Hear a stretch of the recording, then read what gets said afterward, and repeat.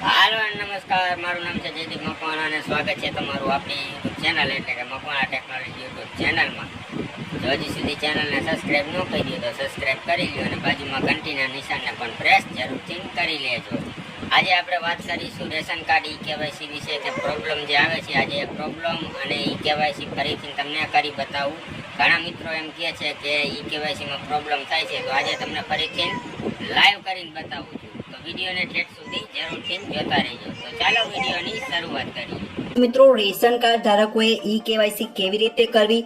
મિત્રો, આ વિડીયોમાં એકદમ સરળતાથી તમે ઈ-કેવાયસી કેવી રીતે કરો છો એની માહિતી આપીશું. બીજું કે ઈ-કેવાયસી તમારી એક જ ટાઈમમાં થશે, કોઈ પણ એરર નહીં આવે. એરર આવતી હોય તો એકવાર આ વિડીયો જોઈ લેજો, તો તમને પૂરેપૂરી માહિતી મળી જશે કે કેવી રીતે તમારે ઈ-કેવાયસી કરવાની છે. 2 જણની આપણે ઈ-કેવાયસી કરીશું. જેને ઓલરેડી કરી છે એમને આ વિડીયો જોવાનો નથી.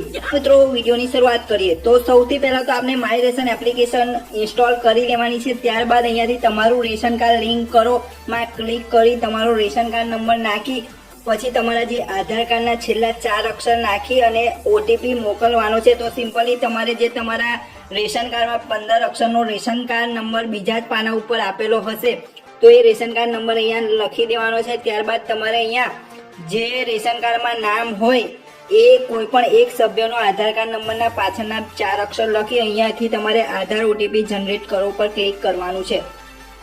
મિત્રો, અહીંયા આધાર ઓટીપી આવે એટલે અહીંયા આધાર ઓટીપી નાખી અને ઓટીપી ચકાસો પર ક્લિક કરવાનું છે.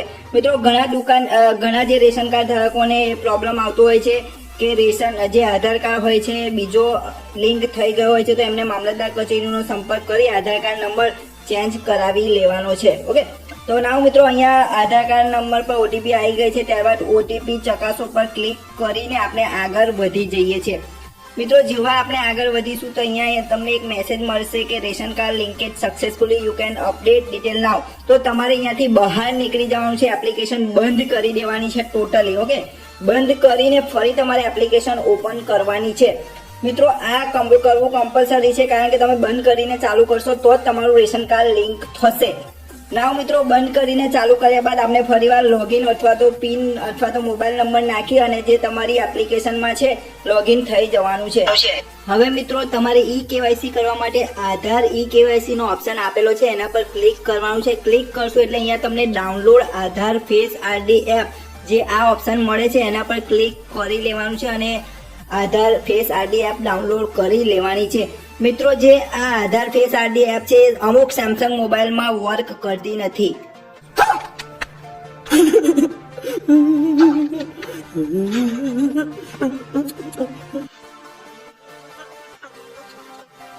તો મિત્રો, ઘણા આપણા કમેન્ટ આવતી હતી રેશન કાર્ડ ધારકોની કે મારા મોબાઈલમાં ડિવાઇસ નોટ કમ્પેટેબલની એરર આવે છે, તો એ ડિવાઇસમાં વર્ક નહીં કરે. તો તમે આપણે એક જૂનો વિડીયો બનાવ્યો છે, તો જૂની આ જે આધાર ફેસ આઈડી એપ્લિકેશન છે તે ડાઉનલોડ કરી લેજો અને એ ઇન્સ્ટોલ કરજો તો એ થઈ જશે. ઓકે, તો મિત્રો, ઇન્સ્ટોલ થયા બાદ આ રીતે અનઇન્સ્ટોલનો ઓપ્શન આવશે તો તમે જોઈ લેજો કે તમારે અનઇન્સ્ટોલનો ઓપ્શન આવે તો તમારું કામ થઈ ગયું છે. હવે તમારે સિમ્પલી અહીંયાથી બેક થઈ જવાનું છે. બેક થઈને ફરી આપણી એપ્લિકેશનમાં જતું રહેવાનું છે માય રેશન. હવે મિત્રો, ઘણાની કમેન્ટ આવતી હતી કે જે 9 ની ઉપર નામ હોય તો આ રીતે સ્ક્રોલ થતું નથી. તો મિત્રો, થાય જ છે. અહીંયા તમે જોઈ શકો છો મેં તીર આપેલા છે, એ ખૂણા સાઈડ પરથી તમે પકડીને ઊંચું કરશો એટલે ઉપર કરશો તો આ રીતે સ્ક્રોલ થશે. તમે ઘણી સરળતાથી સ્ક્રોલ કરી શકશો આ રીતે. ઓકે, જો તમે જોઈ શકો છો કે મેં જ્યાં મારું બટન છે ત્યાં હવે તમે અહીંયાથી કોઈ પણ સભ્ય જેનું ઈ-કેવાયસી કરવાનું હોય એનું અહીંયાથી નામ સિલેક્ટ કરી લેવાનું છે.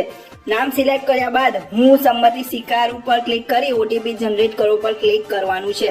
તો મિત્રો, જે આધાર કાર્ડમાં નંબર લિંક હશે એમાં ઓટીપી આવી જશે.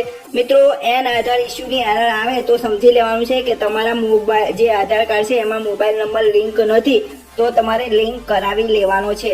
તો આપણે ઓટીપી આવી ગઈ છે, ઓટીપી ચકાસો પર ક્લિક કરીશું. મિત્રો, જેવું ઓટીપી ચકાસો પર ક્લિક કરીશું તો તમારો જે આગળના કેમેરાની પરમિશન છે એ અલાઉ કરી દેવાની છે. કોઈ પણ અલાઉ ઓપ્શન આવે તો અલાઉ કરી લેવાનું છે. પ્રોસેસ પર ક્લિક કરી આ રીતે તમારો આગળનો કેમેરો ચાલુ થશે. તો તમારે સિમ્પલી અહીંયા બેક કેમેરો ચાલુ કરી લેવાનો છે આ રીતે, અને આ રીતે ફેસ કેપ્ચર કરવાનું છે અને આંખો બંધ ખોલ કરવાની છે. જેવી તમે કરશો એવી તમારું જે એપ્લિકેશન છે એ સક્સેસફુલી અહીંયા ફેસ કેપ્ચર સક્સેસફુલીનો મેસેજ આવી જશે. તો તમારે અહીંયા ટીક માર્ક કરી સેન્ડ અપ્રુવલ ફોર મામલતદાર પર ક્લિક કરી લેવાની છે. તો તમે જોઈ શકો છો એક વ્યક્તિનું આપણે કરી દીધું છે. હવે બીજા વ્યક્તિનું આધાર ફેસ આઈડી કરવા માટે અહીંયાથી ફરીવાર આધાર કેવાયસી પર ક્લિક કરવાનું છે. ફરીવાર અહીંયા ઉપરની સૂચનાઓ વાંચી પર ક્લિક કરી કાર્ડની વિગતો શોધો પર ક્લિક કરવાનું છે. ત્યારબાદ અહીંયા કેપ્ચા ફિલ કરવાના છે. કેપ્ચા ફિલ કર્યા બાદ સિમ્પલી આગળ વધો પર ક્લિક કરવાનું છે. અહીંયાથી એમનું નામ સિલેક્ટ કરી લેવાનું છે. નામ સિલેક્ટ કર્યા બાદ અહીંયા ઓટીપી મોકલો પર ક્લિક કરવાનું છે. આધાર કેવાયસી પર ક્લિક કરી હું સંમતિ સ્વીકારું છું એના પર ક્લિક કરી આપણે આગળ વધી જઈને ઓટીપી ચકાસી લેવાનો છે. ત્યારબાદ ફરી આપણે પાછળના કેમેરાનો ઉપયોગ કરીશું જેથી કરીને ક્લિયરિટી કમ્પ્લીટ આવે અને આપનું ઈ કેવાયસી ફટાફટ થઈ જાય. તો તમે જોઈ શકો છો 1 જ સેકન્ડમાં આમની ઈ કેવાયસી થઈ ચૂકી છે. તો મિત્રો આ રીતે તમે ઘણી સરળતાથી પાછળના કેમેરા દ્વારા ઈ કેવાયસી કરી શકો છો. મિત્રો આ પાછળના કેમેરાથી તમે જ્યારે ઈ કેવાયસી કરો છો ત્યારે બાયોમેટ્રિક ડેટા ડીડ નોટ મેચની એરર પણ નથી આવતી. અને જે 5 વર્ષની અંદરના બાળકો છે એમની પણ ઈ કેવાયસી હાલ ચાલુ થઈ ચૂકી છે. એમની પણ ઈ કેવાયસી થાય છે. તો મિત્રો જેટલા પણ રેશન કાર્ડમાં નામ હોય જેટલા પણ સભ્યો એમની ઈ કેવાયસી કરવી ફરજિયાત હોય તો દરેકની ઈ કેવાયસી ફરજિયાત કરાવી લેજો. તો મિત્રો બીજું કે જ્યારે પણ તમે ઈ કેવાયસી કરતા હોય અને નામ અહીંયા તમે ચેક કરતા હોય જ્યારે ઈ કેવાયસી કરો છો ત્યારે અહીંયાથી નામ સિલેક્ટ કરવામાં એ સભ્યનું નામ આવશે જેની ઈ કેવાયસી થઈ ના હોય. જે સભ્યની ઈ કેવાયસી થઈ ગઈ હોય એમનું નામ તમે અહીંયાથી સિલેક્ટ નહીં કરી શકો. આધાર ઈ કેવાયસી માટે સભ્ય પસંદ કરો. એમાં જ્યારે પણ તમે સિલેક્ટ કરશો નામ તો જે સભ્યનું નામ ઈ કેવાયસી થઈ ગઈ હશે એમનું અહીંયાથી નામ સિલેક્ટ નહીં થાય.